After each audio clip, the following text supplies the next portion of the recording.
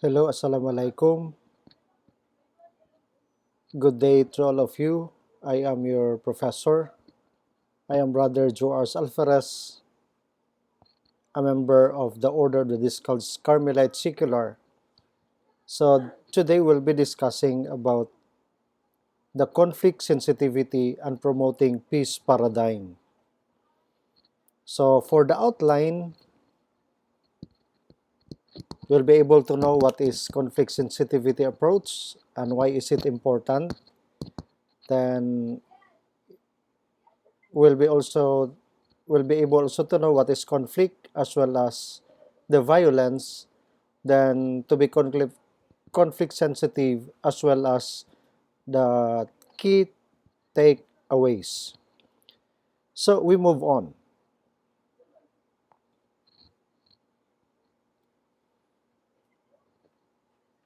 If you will be asked what is the difference between conflict as well as violence, I think in your mind you have already an idea.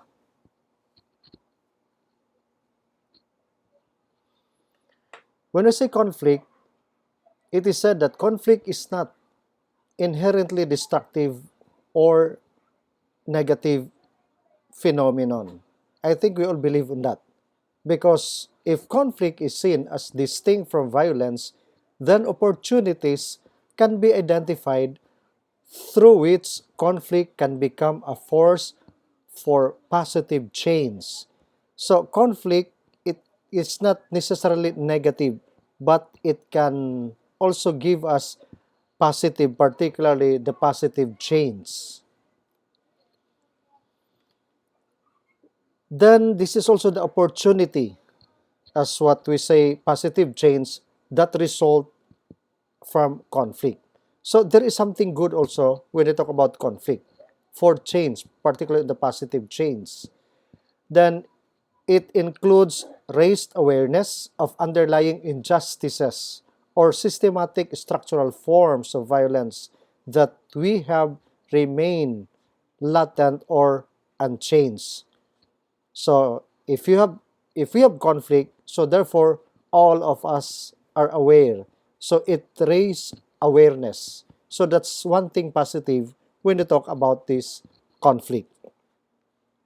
Then this awareness can be channeled into a non-violent forms of social mobilization initiative.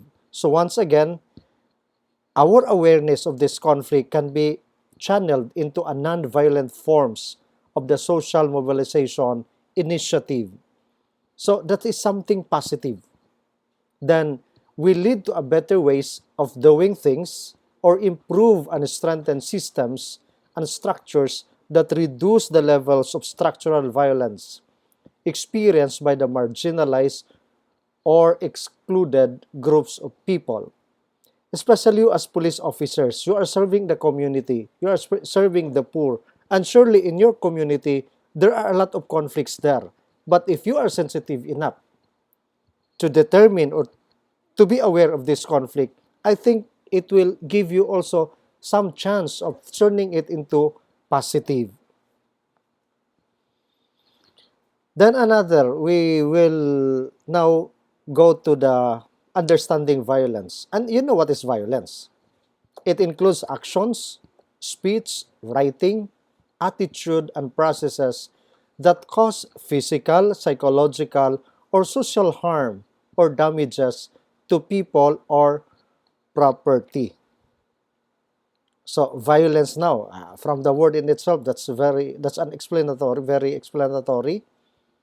Our action, the way we talk, maybe in writing, and if it hurts, there is a force, so that's violence. Then systems and structures that prevent people from meeting their basic needs and that deny some groups of people access to services that are available to others and are also seen as the form of violence. So once again, if there is no equal distribution to the people, especially the marginalized, especially the poor, yung the access to services in which ang iba meron, ang iba wala, that is also form of violence. Then while conflict is seen as an inevitable part of life, violence can be avoided and prevented. And I think we can, especially you. You are our protector. That's why if you go around, kung saan man kayo na-assign, kahit na yung presensya mo lang, your presence can prevent any untowards incident. Kahit na yung presensya, kahit na hindi kayo mag-a-action doon, tayo lang kayo doon in that vicinity. Kaya nga, yung the police visibility is very, very important. And you can prevent crimes or to the criminals. May police.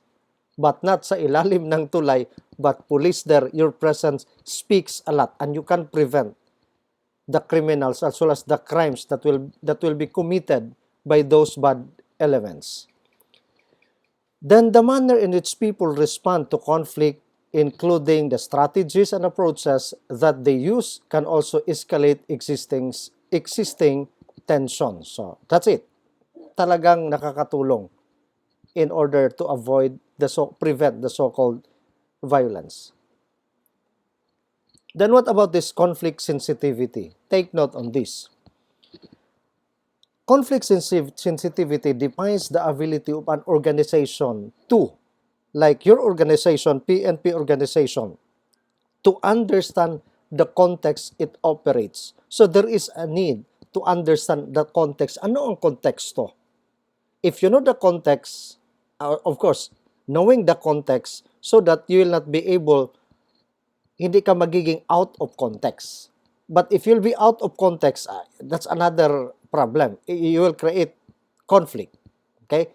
Once again, ability of an organization, your organization, to understand the context it operates. Anong purpose ninyo?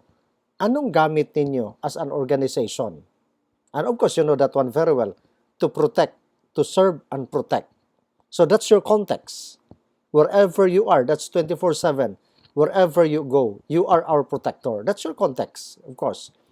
Then the ability of your organization to understand the interactions between its interventions and that context. So interactions of people, interactions within your group, within organization, and of course its context. Kaya nga, you as an organization, you have your own culture. You know your context, you know your interventions, and your interactions among the members, your officers and you. You are all police officers, but you have the superior. Okay? Then, act upon this understanding in order to minimize negative impacts. Once again, minimize the negative impacts and maximize positive impacts on conflict.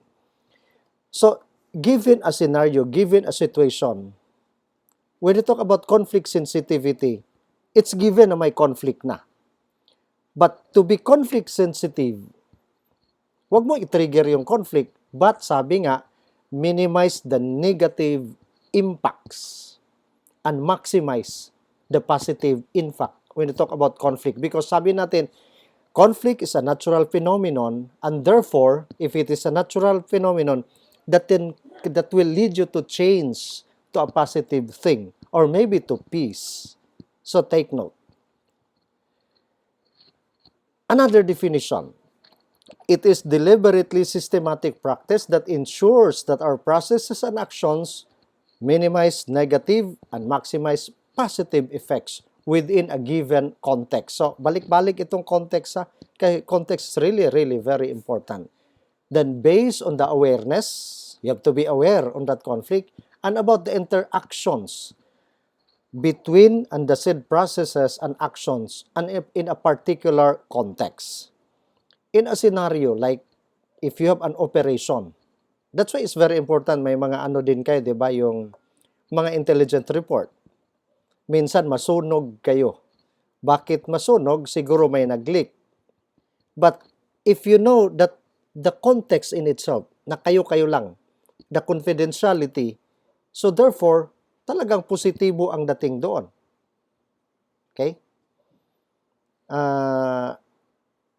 Kung napanood ninyo sa television few days ago, I don't know anong, hindi naman nila lahat ha, pero may pulis talaga na You know that one. There are scalawags. Okay? May mga bad omens in your organization. Kita sa TV na videohan yung isang pulis sa bukid nun.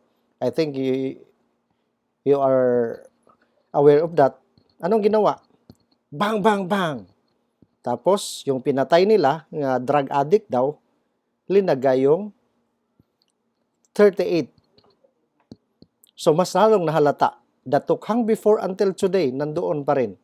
Pero kayo, you judge. Tama kayo yon. You know that there is conflict. But that scenario, nagdudulot ba yon ng positive? Nag-maximize ba yung tinatawag nating positive change? Mas lalo. Nagkagulo. Hindi naman nila lahat. Kaya nga, yung bad omen sa yun, nasira. But we cannot generalize because you are here because I'm sure I will salute you if you're a good police officers. Hindi ko nila lahat ha, but that context, yung context siguro, anong isip yung police na yon, nakikita na kung hindi yun na-videohan. Okay. So, balita lang yung sa mayor sa, I think, sa Leyte, Region 7, 8, na yung si Mayor Aquino, siguro napanood din ninyo, binalikan. Sinong bumalik? Pulis. May bodyguard yung pulis, pinatay din sa kapwa pulis. Though they know the context, they know kung if they think na, ito yun, may conflict na because of drugs. Maybe we'll know kung totoo ba narco-politician yun si Aquino. Because of drugs, so therefore, ganito ang gagawin, they do not know the context. So, kaya nga, nasisira tuloy. Kiyaw-kiyaw naman ngayon ang UN, especially yung human rights, Bloody Sunday, because it happened on Sunday. Yung Bloody Sunday naman, ito namang mga NPA daw. Pero may problema, based from the interview, may nakita, I don't know if it is planted. Kayong nakakaalam dyan. You know the context, but does it maximize a change or peace or for good? Or baka doon tayo na kuan yung na minimize yung dapat ang purpose sa content na minimize sana, mabawasan para ma-maximize ang positive effects. Pero nagkalabo-labo tuloy. Kaya nga, that's why you are here once again, maybe to review, especially this to be conflict sensitive, para naman paglabas ninyo, na-promote na kayo, mga officers na kayo, to the higher rank. So, therefore, alam na alam. Kasi that's why nag-schooling kayo because you'll be reminded once again. Kung may mga pagkukulang man noon, pagbalik ninyo, pag-graduate ninyo, sana with that new idea, but actually this is not really a new idea, dinaanan na din nyo ito. But with that refresher course, parang refresher course ito, so that parang mabago uli. Ha? Sige, sana nagkaintindihan tayo. Then we have the do no harm principle or model. Take note on this, the do no harm principle highlights the influence on the conflict on the several key elements. What are these elements na do no harm daw principle? The first, the systems as well as the institution. I told you, you have your own culture, you have your own system, your own institution, your own organization as police officers. And I think all the organization that do no harm should be applicable. And why? Because this is related to all of us, to be conflict sensitive. Kaya nga, huwag kang gagawa ng karasan, huwag mong saktan yung iba. Okay, that's in the system and the institution. The second element is the attitude and action. So, alam natin yon.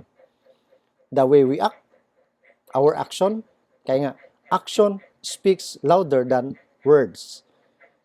Kung iba yung mga body language natin, tinitrigger yon, may conflict na trigger pa. Pagmumukha natin, kita mo may conflict na na-trigger, nagka-problema. Then your attitude. Minsan itong attitude na ito, hindi napipigilan, nawawala yung disiplina natin. Naalala niyo yung kasamahan nyo? Na. My father is a policeman. Bang, bang, bang. Dagdag pa. Tama kayo? It's a matter of attitude as well as action. Dapat do no harm principle. Second, the values and interests. All of us, we have values. We have our own interests. That's why, when we talk about conflict, nandoon na rin. But, if we apply the do no harm principle, sabi nga, we can prevent. You can prevent. Your presence in the community can prevent sa mga dapat mangyayaring krimen. Okay? Our experiences, the next key element, is our experiences. Of course, we have our experience. It can be bad, it can be good. But sinasabi man, if you look at in the positive angle, sabi nga, experience is the best teacher. You know that one. Ito yung experience na ito, parang hindi ito tinuturo sa inyo, sa atin, sa lahat atin, sa school. But our experience, we have to learn from that. It can be positive, it can be negative experience. But the do no harm principle, we can always apply this one. That negative, it can be turned to positive. Okay? Kaya nga, we have to learn from that experience. Sabi ko nga, kung may pagkukulang man kayo noon, nasa labas kayo, na nag-schooling kayo ngayon, na pwede naman nating ituid so that yung change na yun, the positive effect, yun yung maidudulot sana in our topic today, in our subject today, yung to be conflict sensitive. Then the last one, symbols and occasions. What about this? Can we apply symbols and occasions that do no harm principles? There are a lot of symbols that shows negative thing. Marami naman siguro. The symbol of swastika. Yung sa German. The symbol yung mga bad na mga kamay. That can be a symbol. There are occasions also na hindi kaya-ayang occasions. Sugal, that's an occasion. Punta ka sa bar kasi may occasion. You know, na may conflict kaya doon? Or does conflict arise sa mga okasyon na yun? Yes. Punta ka daw sa sabungan as police officer. Take the consequence. Pero yung iba, patago pa rin, pumupunta pa rin, nagsusugal pa rin. Ha? Tama. Matamaan ka man, huwag ka magalit, mabukol ka sana. Kasi alam natin yun. Kasi it is very unbecoming to a police officer going to that sabong. Nagsasabong ka. It's a big no-no. It's a big no-no. Alam natin yun. Pero but there are still some. So, maybe positive na sana, kinikreate nila na natuloy, hindi na minimize yung negative, hindi rin na maximize yung positive. So, it's up to us. Kaya nga, we can apply with the symbols and occasions that do no harm principle. When we talk about in our faith, in our religion, diba, kanya-kanyang simbolo yan. Like for example, the cross. This is a symbol for us Christianity. This is where Jesus died for me. Where He saved me. That's my belief. But for some, take note, makita itong symbol na ito, nasusunog sila, nagagalit sila. So very negative on them. Remember in Marawi, yung sinunog yung aming cathedral doon, the crucifix, even the images of Mariam, sinisira. For them, pero pag makita mo, sa kanila, mali na symbol. Sa kanila, negative talaga. Bago lang nangyari din dito sa amin, sa Kabakan, nagkataon na brown out, yung may imahin doon, may statue kami ni Jesus sa simbahan, binaril sa demonyo, bung bung bung. Buti na, kung nakunan sana yun ng CCTV, but the CCTV, brown out kasi hindi nakunan. Pero binaril. Ano kayang nasa isip ng mga taong noon? Maybe that symbol, maybe that picture, maybe that icon, maybe that statue, I don't know, may nilalabag ba sa kanyang pananampalataya? Pero, if you apply the do no harm principle, Sabat tayo yun ha, tayo yung nakakaalam, kayo yung protector namin. So that's why we are reminded once again with these key elements to apply the do no harm models or principle or approach. I think malinaw naman siguro yan. Next, there are conflict-sensitive principles. Take note, mahalaga ito, the conflict-sensitive principles. This is good, not only you, but for me and the other organization or institution.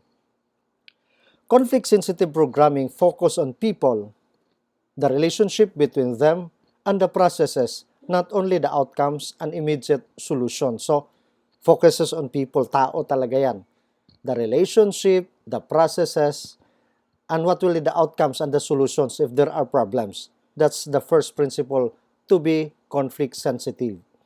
Next, conflict should not be regarded as an isolated event that can be resolved or managed, but it is an integral part of society's ongoing evolution of development. So, this is very good.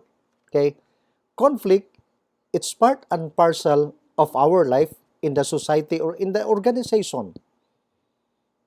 And ang gagawin lang siguro, be sensitive on that conflict. If you are not sensitive to the conflict, then ginagatungan mo, what will happen? Puputok yan, sasabog yan. But always remember, this is an integral bahagi, integral part in our society, in the evolutions and development. Okay? And I don't know what happened to Marawi Seeds. May development ba ngayon? Until now, people are still waiting. Hindi mabahayan uli yung pinangyarihan. But we have to learn from that. Naging sensitive ba ang mga tao at saka pulis? Yes, I think naging sensitive, pero insensitive yung mga kalaban because of the ideology. Kaya nga, iba yung context nila, iba yung context natin, iba yung context naming civilian, tuloy, nagpapatayan kapwa Pilipino. Okay. The next principle, conflict should not be understood solely as an inherently negative and destructive occurrences, but rather a potentially positive and productive force for change if harnessed constructively. Ayan, sabi natin kanina, itong conflict na ito, hindi lang yun. We do not focus more on the negative one. Kasi magagamit natin ito for development para sa kabutihan. Kasi sabi nga natin, conflict is a natural phenomena. So, therefore, pwede nating gamitin ito like this principle. Instead na mag-isip ka ng destructive or very negative, why not? Sabi nga, yung mag-isip ka ng positive and productive force for change kung gawin natin itong constructive. And you know very well what is the difference between constructive as well as destructive. If it is constructive, that's for good, for development. If it is destructive, ayun na yung tinatawag nating violence. Kaya nga papasok yung extremism, very destructive. Yun na yung violence talaga. Okay? Next, in conflict, there is a need to analyze. Ito ha, very, very important yung analysis natin. Kayo, as police officers kayo, mga veterano na kayo, na mga police officers, alam ninyo kung paano i-analyze your context, your situation, the situation of the community. The conflict analysis is the foundation on which any effective early recovery or conflict-sensitive recovery process rests is through analysis of context and the conflict dynamics that are affecting in it. So, kailangan inanalisa talaga kung ano yung konteksto. Not only your organization, especially to the community where you are assigned. Okay. So, ito ngayon. There are guide para sa discussion, para magamit mong analysis of conflict. Tingnan mo ha, in your community na apply ato, hindi lang in your community, in your own organization, in your group, kahit dito sa klase ninyo. Like kagaya ngayon, virtual tayo. Ang ganda sana kung harap-harapan tayo ako nagle-lecture. Why? Interaction, participative, ang ganda sana. Pero ngayon, one-man play, ako lang nagdaldal. Pero I'm just hoping na magagamit ninyo, nakakatulong din ito kahit na recorded lecture ito. So there are guide for analytical discussion using the conflict analysis. Take note, first, who are the different groups of people that are directly or indirectly involved in the situation in the community in which you are active. So, very applicable to you as police officers. Di ba, kung baguhan ka, kung saan ka ma-assign, gawin mo. Kilalanin mo yon, the boundaries, ang mga tao, ang kanilang status, sino-sino ba yan, ilan bang mga politician dito, di ba? Ang mga pobre dito, saan nakatira? Then, may mga iniay na kayo, ito dito pala yung lugar kung saan maraming mga adik, dito, ito yung, yan. Tingnan nyo, the different groups of people, sino-sino yung mga taong yon para ma-analyze mo. Okay? Para yung context malalaman mo, of course. Then, what are the different sources of power these groups have access to? Tingnan nyo, sources of power. Bakit itong addict ito, nagtukhang naman sana ito, bakit ito pagkatapos nag-surrender, bumabalik pa rin? Sinong protector dito? Is it politician or is it a police officer? So, diretsahan tayo. Di ba? Is it politician or is it a police officer? Masakit isipin kasi may mga police officer talaga na kung saan talagang gustong-gusto ito, magagawa pa rin. Total, may protector ako. May power ako dahil sa kanila. Yun yung tingnan niya. Is it out of context or is it within the context? Analyze, my dear police officers. Next, what are the relationship between these different groups? Who are the allies? Who has tension between them? Who are in open conflict? I'll cite an example. Kung kilala niyo yung tao sa in your community, mga relasyon nila, alam niyo sa different group, halimbawa, family to family. You're familiar with the rido, alam niyo yan. And with your experience, maybe some of you, may mga rido kayo noon, sana na-resolve na. Sino mga allies dito? So, kayo, sabi ko nga, ang galing ninyo dito, kasi veterano na kayo mga police officers. At alam na alam, sino itong palaging nagka-conflict? Or, may mga tauhan minsan yung mga politician, mga bodyguard, na grupo-grupo na rin sila, pero parang nawala naman sila ngayon, no? Pero yun, alapin nyo between group, bakit palagi ito mag-aaway? And I think now in South UP, nag-aaway din yung about the land itong problema. The IPs, as well as some of the groups, lahat may mga baril. So, if you're assigned as police officer, minsan you are on the dilemma. Okay, what about the relationship? O baka mga pariente ko rin sa kabila, pariente ko rin dito. So, that's the point there. Okay, so, guide for analytical discussion when we talk about conflict. Sana malinaw. Next, what are the different attitudes and behaviors shown by these groups towards each other? Ayun, sabi natin to kanina. Behaviors and attitudes of the group na pinakita nila. Astig ba itong mga taong ito? Yung iba't ibang grupo dyan? Mas astig pa sa pulis? Or mas siga-siga pa? That's the point there. Then, what are the systems or structures exist in your areas that affect this group? Anong structure? Anong sistema nila? Wherein you will be assigned sa, kalimutan na-assign ka sa community na yon. Baka ito yung drug lord nila, may structure, ito yung mga errands nila, ito na yung sa mga maliliit. I like the structure, halimbawa itong nasa, minsan nakakainis din itong mga pusher, nahuhuli na, and surely alam nila kung saan kinukuha yung droga. Pagpilitan na hindi ko man yun kilala. Kung nasa korte, I have to invoke my right of self-incrimination na hindi magsalita. Hindi natin siya mapilit, but they know. Pero sabi ko nga ito, mga maliliit, Kung nagsabi lang sana, ito talaga, galing yan ni policeman, galing ito ni politician talaga, na ituro talaga. Pero takot man din sila kasi pag mahuli, doon na lang sila patayin kung saan sila nabilanggo. Proven and tested din, may mga nangyayaring ganon. Okay? Systems and structures. Take note on that for analytical discussion. Next, what are the things in your area that connect people together in the things that divide people? So tingnan nyo, ano yung napagkasunduan nila? Ano yung mapayapa ang dating? Ano din yung nakapag-divide sa kanila? Is it religion? Kasi minsan, ang religion din, nakapag-connect sila, minsan, yun din yung na-divide sila. So that's the point there. Kaya nga, conflict will arise because of that. The divide and the connect.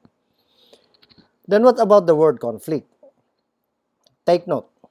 Conflict is when people have or believe that they have incompatible goals and interests. So, hindi talaga incompatible goals. So, that's why nagkaroon ng conflict. Then, another thing, sabi na natin, it is a natural part of change in the society, itong conflict. It is not necessarily negative and may also result the positive change. So, tapos natin sinabi kanina. Then, conflict is a negative when violence is used to manage the incompatible goals and interests. Ayan. It can be violence kung talagang pinipili talaga na, ako nasusunod dito. Kasi dapat ako ang hari dito. I'm the king here, so I have, sundin ninyo ako. Take it or leave it. Doon na. Very negative na. Then, violent conflicts often resolve around competition for power or resources. So once again, violent conflicts often resolve around competition for power or resources. Pwede naman siya kung sino yung mas malakas, ginagamit, kahit na violente, pwede naman siguro ma-resolve siguro. Pero kaya nga, when you talk about violence also begets violence. Pero kung sino mang mas malakas, baka siguro matapalan pa at magkaroon ng solusyon at saka resolusyon. Then what about the goals of this conflict sensitivity? The goal of conflict sensitivity is to ensure that the risk of unintentional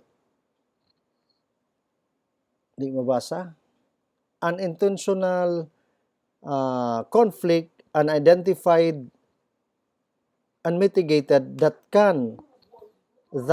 opportunities to minimize the contribution towards peace are pursued. So, yun yung sinabi natin. One of the goal, though it's negative, but ang punto dyan, it will change, it will turn to positive thing. Ito yung dapat hinahangad sa conflict sensitivity. We know that there is conflict, but our role siguro to be conflict sensitive is to make that negative into a positive para maabot natin yon. Then another thing, improve the effectiveness of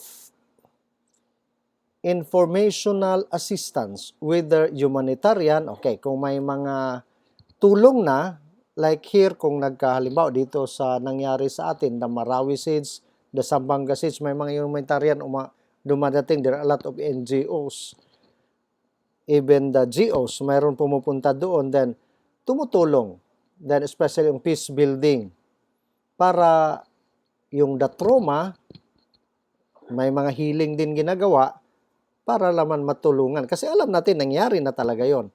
Ang conflict talagang sobra na, karasa na, more on a negative thing. Pero para matulungan naman, one of the goals, conflict sensitive, tulungan naman ito. Kasi what is past, pero dapat learn from that at saka tulungan itong mga naiiwan.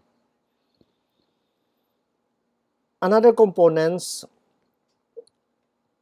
understand the context, sabi na natin kanina, then recognize the interaction among people, sabi na natin kanina, then act upon the understanding in order to avoid negative impact and minimize the positive impact. Nasabi na rin natin yan kanina, yung mga components na yon.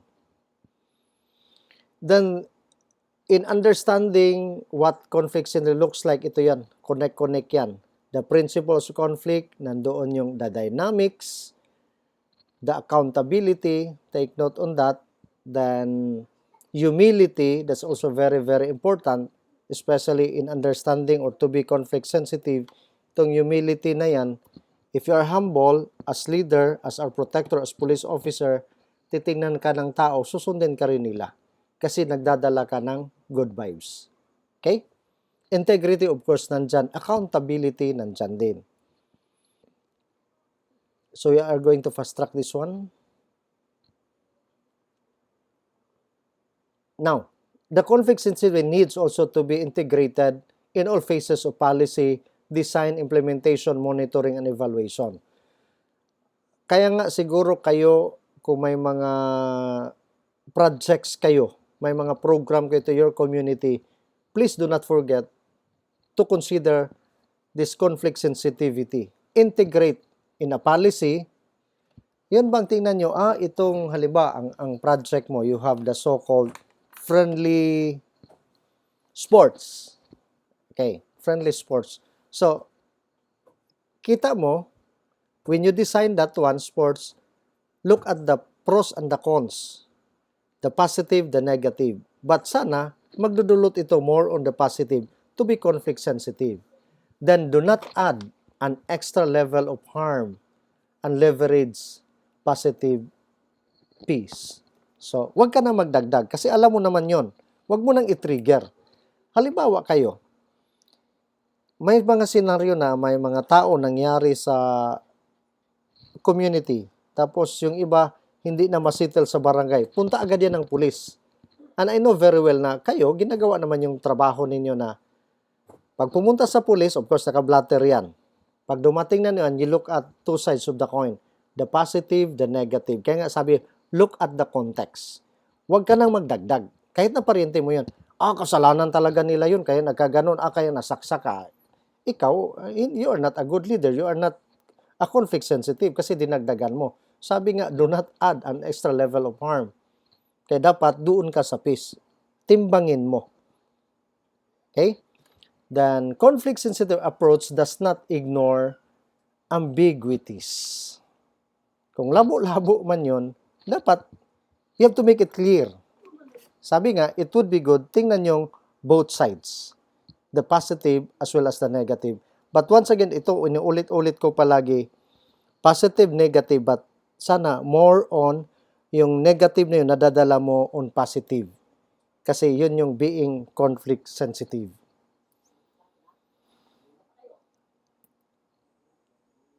Then, why conflict sensitive important? Baka lalabas ito. It is important because for the development effectiveness. If you want development, you have to be conflict sensitive. Because once again, I told you, conflict is part and parcel of the organization, of the society, of our life. Yung sinabi natin in the previous slide. Okay? Once again, it's important for the development effectiveness. Para, if you want development, kaya nga, be sensitive. Then, cost effectiveness. Na maiwasan pag walang conflict, so less yung mga gastos. Okay, less ang mga gastos. Then, ownership, participation, this is development good practices. Yun bang lahat? Kung lahat nag-participate, na akay mo yung tao lahat, kahit na iba't ibang grupo, iba't ibang values, iba't ibang interests. But if you have a program or a project that would lead them to the development, so yun yung tinatawag nating development good practices. Kaya nga, yun yung titingnan. Then, risk management. So, yung hindi na risky siya kasi namamanage mo. You'll be able to solve kasi sensitive ka sa conflict. Then, to be conflict sensitive, sabi dito, requires understanding how these intersecting identities can influence how we see the risks and opportunities to contribute to peace. So, the risky man, yung tingnan mo positive, negative, so anong maitutulong dito na madala mo doon sa tinatawag nating kapayapaan. Then people may have different experiences and views, and there are legitimate differences in approach. So alam natin yon because it's, sabi nga, every individual is unique. So tingnan mo rin yung context nila. If it is unique, of course, they are different. Anong gagawin mo? So, put it into context, and therefore, pag nakita different views man sila, ano kayang gawin nito na we have to meet at the center, we have to compromise. Yung tinatawag natin, according to Stephen Covey, the win-win solution, the win-win situation. So, yun yung ibig sabihin dyan. Kasi alam, magkaibang view talaga yan. The experiences, but look at the win-win solution then. Meet at the center. Compromise, that's the right term. Then some of these experiences may be difficult for us to share and discuss, especially where we talk about future. Of course, medyo mahirap yan, especially tinitingnan natin sa future. But ang pinakapunto dito, to be conflict sensitive, at least we are aware. Kaya nga, raise awareness on that situation, on that context. Sige, paspasan natin. The key messages, i-ano na natin, fast track natin yan. Dito na tayo ngayon. So, that's more on conflict sensitivity. Sabi nga, in our subject, conflict sensitivity and promoting peace paradigm. So, now, in the second part, I'll be sharing with you about peace. Sabi nga, peace be with you. Then, what about peace? If you'll be asked, what is peace? I think in your mind, you have a lot of ideas. There are similar terms about peace.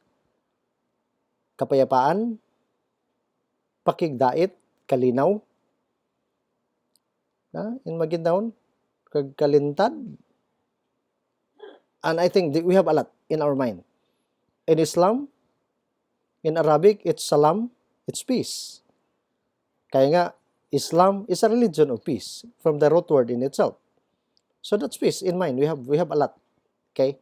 Sabi ko nga, kung nandyan pa ako, kung pwede lang magturo harap-harapan, tawagin ka isa-isa, you have a lot of ideas when we talk about peace. But we move on.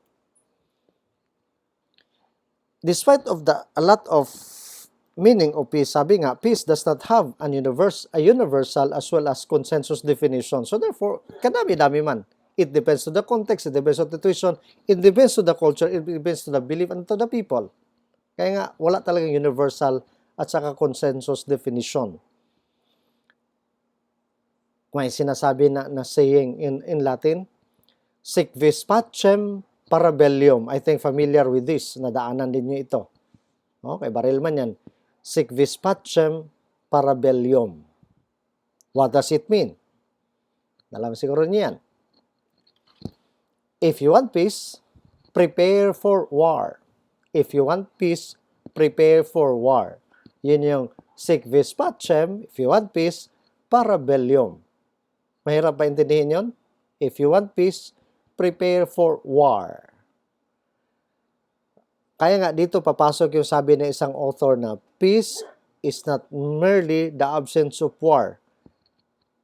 Kaya nga, like what happened in Marawi, kasi talagang violent na yung mga tao doon na member ng Damaute. So that's why, yan. They have to prepare for war. Ngayon, may peace ba? Yeah, siguro, the absence of war is peace. But ngayon, wala pa ring total peace na ramdaman sa mga taong naiwan. Because peace is not merely the absence of war. Psychological, wala sila. Emotional, wala sila. In their structure, wala. Wala ng mga bahay din. Sabog sila. So, yan. Another saying, it does not, dito tayo sa malinaw. If you want peace, work for justice. If you want peace, work for justice. I remember isa sa mga dati when I was still young and handsome during that time. Fernan, I think you still remember. Yung iba siguro, kasing edad ko ninyo, ako ninyo. Kilala nyo si Fernan, yung nag-Grand Chief Justice dati, sabi niya, If you want peace, there must be justice. Justice is a good government. Go for good. So justice, sabi nga dito sa kasabihan, if you want peace, work for justice. That's true to all of us. And we know what is justice.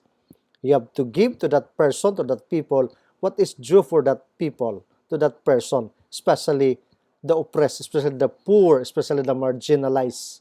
Yun talaga. Justice for them. Kaya nga we have the so-called social justice. Okay? Another, according to Rain Eisler, peace is putting love into action.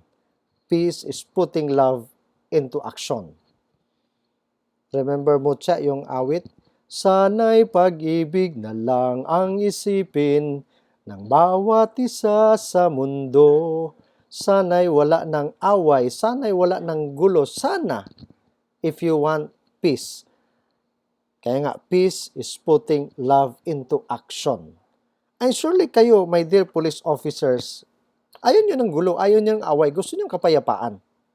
Okay? Kung gugustuhin lang, ayaw mo din yung hahawak ng baril, di ba? But that's part of your profession. Pero hindi naman na, sabi ko nga, your presence speaks a lot. Kahit wala kang gagawin doon. Kasi you are on the authority. Kaya nga, peace is putting love into action. Kasi alam nyo, kayo, veterano na kayo, wherever, kung saan man kayo na-assign, kung mahal niyo yung mga tao doon sa community, di ba? Pag aalis kayo, iiyak yung mga tao. Why? You put love into action. That's peace. You are bringing good vibes to the community. Kaya nga, talagang nanghihinayang na ilipat ka. Pero pag buang ka na pulis, nagdasdasal yung mga tao, ha? Di ba? Sana, aalis yan si sir, sana mawala niyan sa mapa. Di ba? Kung sa Cebuano, ipanghimaraot ka. Okay? Idadasal ka nila ng masama. Because you are not putting love into action. Okay? Kaya nga, ganun, and that's yung mystery of love. Kaya nga, peace is putting love into action. Another thing, we do not need guns and bombs to bring peace. We need love and compassion. And I think you are familiar with one of the leaders of our church, Mother Teresa. He is from India, Calcutta. Tawag namin siya the living saint. Pero patay na yan siya. Patay na yan siya. But sabi nga niya, we do not need guns and bombs to bring peace, but we need love and compassion. Which is related, sabi ni Eisler kanina, na peace is putting love into action. So there's no need to have guns and bombs. But what is important is love and compassion, especially the poor, the marginalized, and the oppressed. Okay? That's for all of us. Not only for you, but for all of us. Then, works of love are works for peace. Again, sabi niya, works of love is work for peace. Love pa rin. Love pa rin. Kaya nga, sana'y pag-ibig na lang ang isipin ng bawat isa sa mundo. Dinagdagan pa niya, peace begins with a smile. Peace begins with a smile. A simple smile. Kahit na kayo, di ba? O tayo, nilalakad ka doon, nakasmile ka, you're bringing good vibes. Kita ka sa mga tao, wow, kabait-bait na tao. Parang nakilala ko na kasi nakasmile. Pero nakasimangot ka as police officer. Siti Biyernes yung mukha mo. Pag makita ka sa tao, anong reply nila? Siga din mata nila. Parang galit din nakatingin sa'yo. But if you smile, you wear that smile, ang ganda ng buhay. You're bringing peace. Okay? You're bringing good vibes to your kapwa. Okay? Then the art of living in peace is teaching peace. If you want peace, if you want to live peace, you have to teach peace. Kaya ba natin? Kaya natin. Teach to that community. Of course, it will start from within that community, especially your family. It will really start to the family. Okay? It will start to the family. Okay? Pero palagi kayo nag-aaway sa iyong asawa, mga anak ninyo apektado. Pero alam ko, kung ang driver, sweet lover, pero mas lalong sweet lover ang mga police officers. I think you can attest to that. Tama? Okay. Kayo yun, hindi yun police. Hindi yun driver. Kayo talaga yung sweet lover. Kaya yung iba, because of that, nagkalabo-labo. Dahil sa sweet lover, ang conflict na nadagdagan, hindi na conflict sensitive. Kasi kung saan na-assign, binata man. Makakita 16 years old na sexy, makalimutan si Mrs. Di ba? Okay. Sa totoo lang. So you are not being conflict sensitive. That's a problem. But if you want peace, teach peace. Okay? Ituro ang peace. Okay? Huwag yung conflict. Then, if we have no peace, it is because we have forgotten that we belong to each other. So once again, according also to Mother Teresa, if we have no peace, it is because we have forgotten that we belong to each other. What does it mean? We belong to each other. You and I are brothers and sisters. Magkapatid tayo for the sake of humankind. Mga tao tayo. For the sake na tao tayo. Kalimutan natin na isa lang ating pinanggalingan. We are human. Kaya nga, human comes from the word humus. Humus, that's a Latin word which means soil. Diba, our teaching, Muslims and Christians, galing tayo sa soil. Kaya nga kaming mga Katoliko, last Ash Wednesday, we are reminded, linagyan yung lupa dito, yung ash dito sa aming noo at sinasabihan kami, na galing sa Biblia, remember man that you are dust, and to dust you shall return. Because we are reminded, once again, that we are human, we are humus, we are soil. Kuha, ito yung sinasabi. Kaya nga, walang peace, kasi nakalimutan na natin yung ating humanity, that we belong to each other. Kaya yung iba, they are using their religion to create conflict. Kami lang talagang tama. Kami lang. Kami lang maligtas. May mga ganun ha. We forgot the humanity that we are God's creature and we have one creator. Take note on that. Pag nakalimutan yon, walang peace. In this image, you look at the image. Ang ganda sana nga kung face-to-face tayo, kaya tatanungin ko kayo. But in your mind, I think you have the answer already. Gera, pag walang gera, may peace that includes the environment. Pag dito gera, familiar with that, walang peace. Okay? Mga bata, hindi makapaglaro, natutrauma. Pag dito walang gera, pwede makapaglaro. They are at peace. The universe, tingnan mo, ulap dito sa kabila, mga usok galing sa bomba. Okay. According to Einstein, peace cannot be kept by force. It can only be achieved by understanding. Ang ganda sinabi ng scientist, no? Once again, peace cannot be kept by force. It can only be achieved by understanding. I think that's self-explanatory. Then there are holistic understanding of peace. Hindi na siguro natin isa-isahin. Halimbawa, this is a new way of thinking about peace, why it is important today. At alam na ninyo siguro yan. Because there are topics, siguro may isang subject to about peace.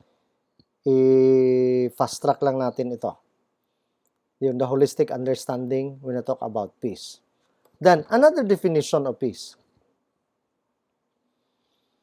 Peace is part of the differing way of life of many cultures. Yeah, it's true.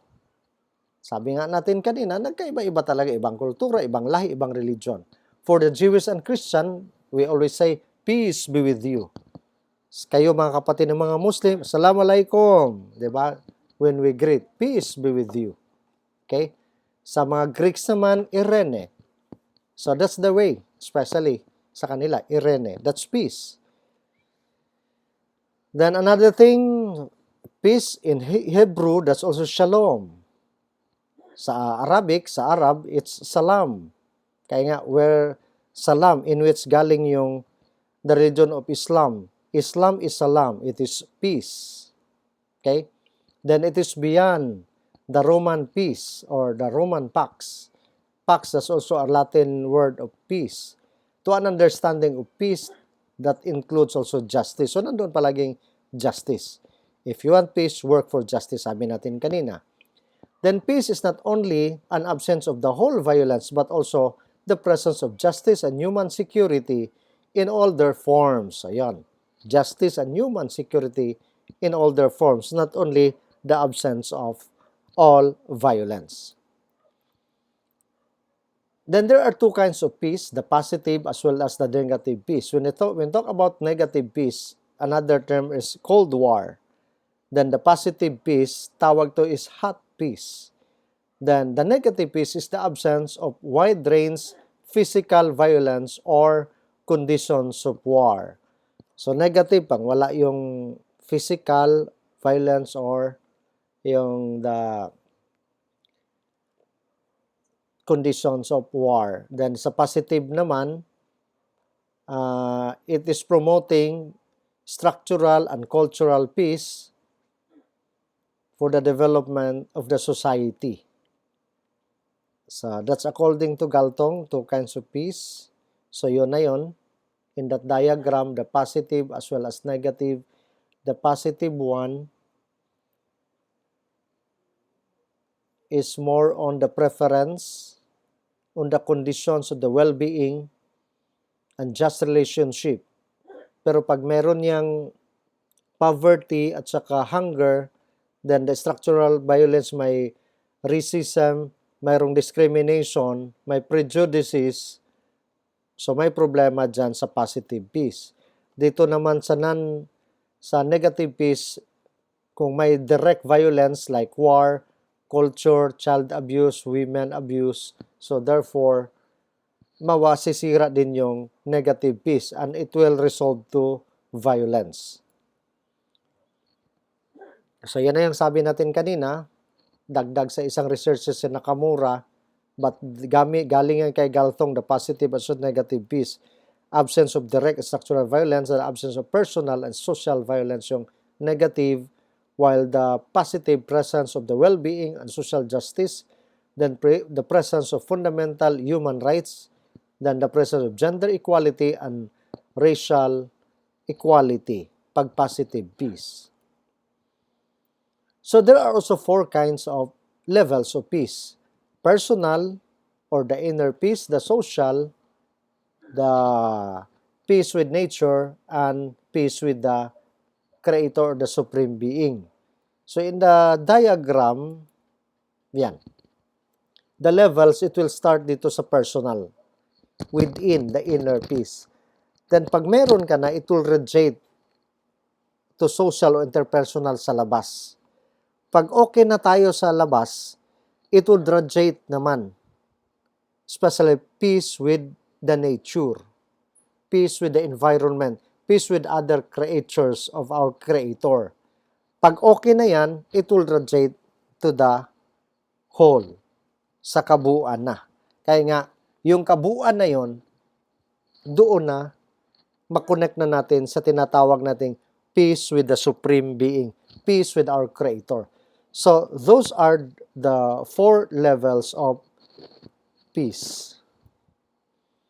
So, peace education, hindi na masyado natin yan i-ano. We'll proceed now dito sa tinatawag nating peace paradigm. Malapit na tayo, the peace paradigm.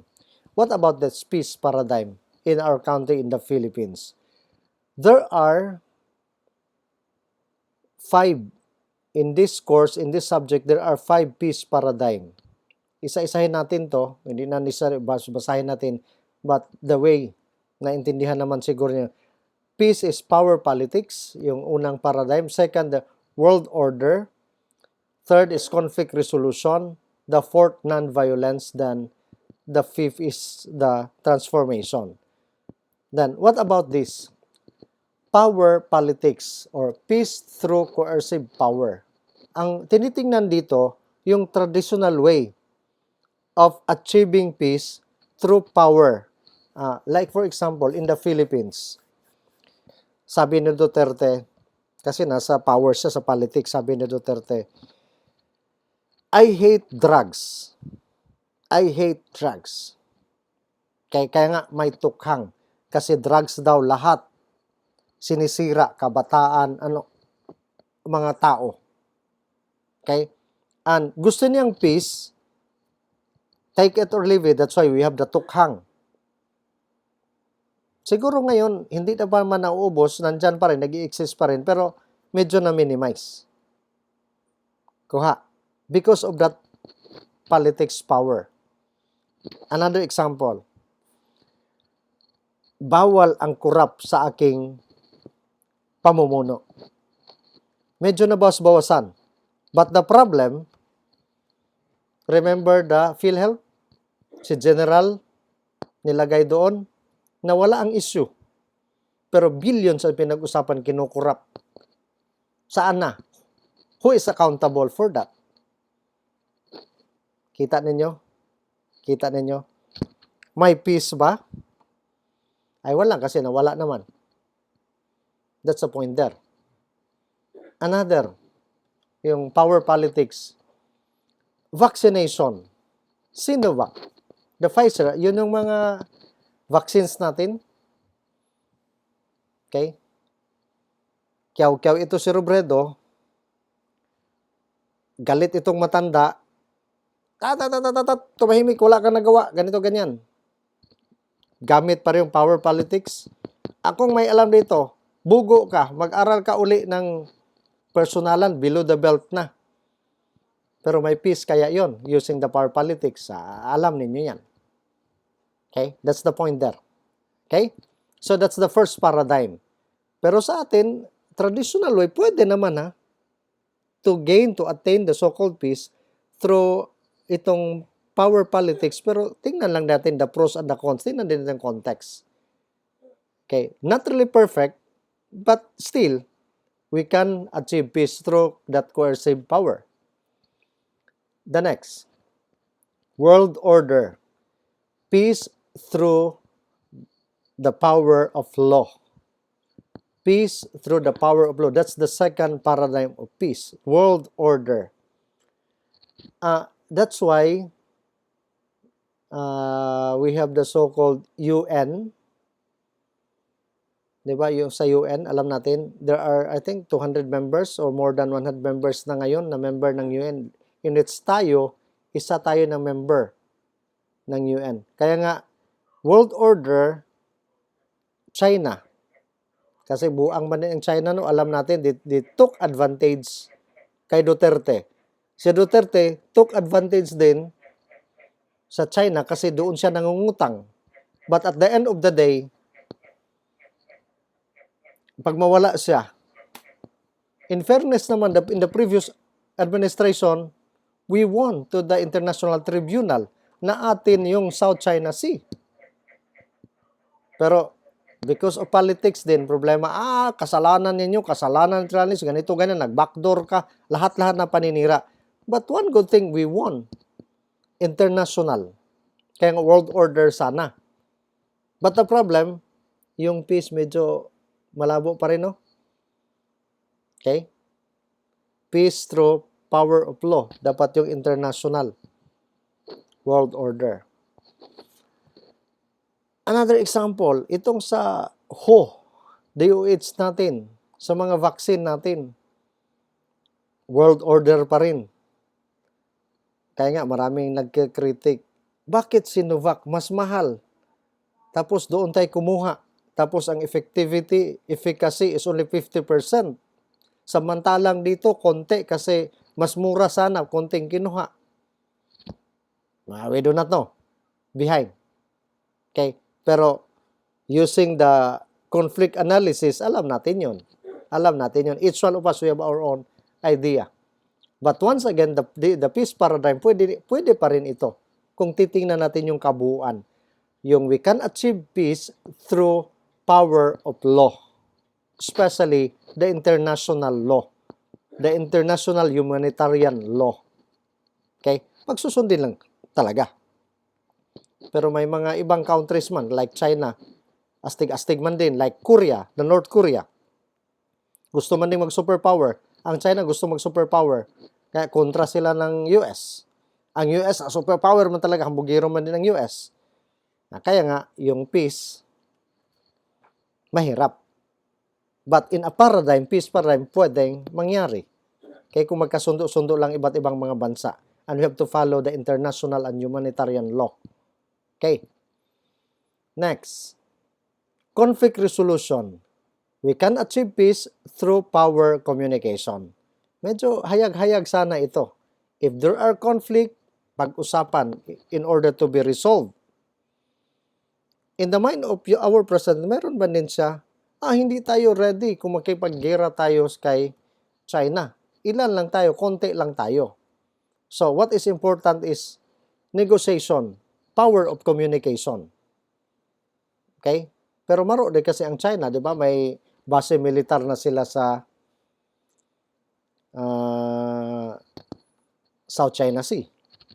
So, that's really the problem. Okay? Kaya nga, power of communication, we can, yes, of course, like a specific example, dito sa atin, through the power of communication, we have now the BARM. We have the BARM. That's one good thing, we have the BARM. Okay?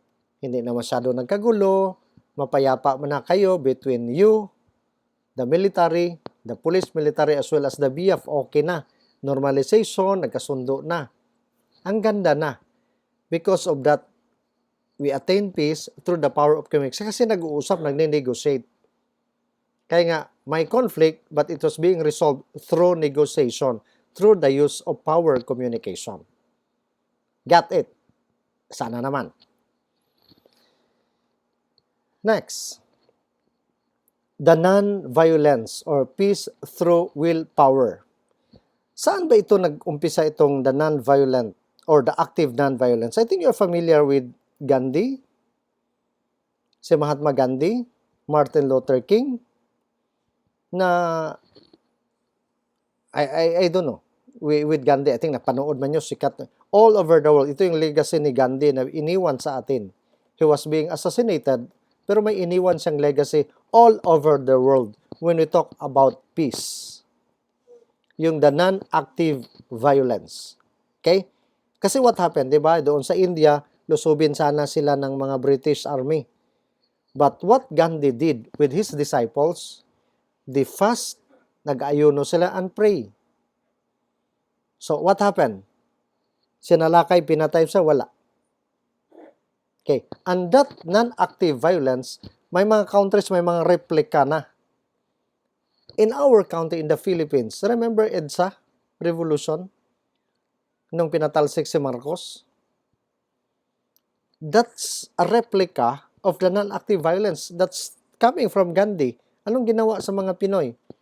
Pumunta doon, lumabas, nagdadasal, kapit-bisig, nag-fasting, pinulbos ba siya ng mga sundalo at pulis? Wala. Kaya nga, that's an unbloody revolution. Peace can be achieved through the willpower, power of the people. Yung unbloody, wala ba? Hindi, walang karahasan. That's the non-active violence. And it started from Gandhi, Martin Luther King, and the rest. Sayang nga yun sa Hong Kong. Yung nagwelga yung kabataan. Problema lang, may karahasan. Yun, pag may karahasan, hindi na non-active violence. So that's another paradigm. Then, the next paradigm, and I think this is the last paradigm, transformation. Peace through the power of love. Ito medyo mahirap ito. Mahirap ito i-attain. But in our own personal experience, can we do this? And I think we can. Okay?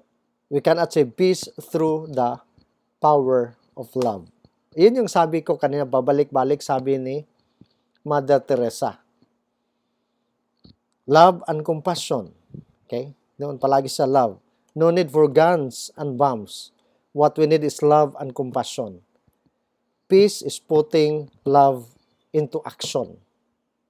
Because of this transformation. Kasi each one of us, especially you, police officers, pag hindi lang mainit ang ulo, kayo, mga veterano naman kayo, alam niyo yan. Alam niyo yung iba, magma-promote kayo, nagpa-promote kayo para mag-retire na kasi nakaabot na kayo ng 56, yung iba mga 50, yung iba mga kasing edad ko. So, ang punto dyan, may tinitingnan na kayo, and I think you are a transformed police officer. If you are a transformed police officer, hindi na mainit ang ulo, kita yung mga tao, at nanatili na yun, parang na-empower na kayo, na-transform na kayo, and the love is there. Kaya yung iba, may mga plano na ninyo, pag ma-promote ako, makuha ko na ito, doon na ako sa pamilya, mag-farm ako, kunting di ba nakita natin, may mga plano na. And that's the power of love. You are already a transformed individual. And we can do this. Kaya nga, hinay-hinay lang. Kaya nga, we can achieve the so-called peace, yung transformation. So, those are the 5 paradigms of peace. Okay? Then, with this, I'd like to thank all of you for listening this recorded lecture, and I hope you learned something. You are being refreshed by some of the issues and the topics. Kaya once again, be a conflict-sensitive police officer. And you can also apply the so-called the peace paradigm. Okay. For the questions, kasi dito yan manggagaling ang inyong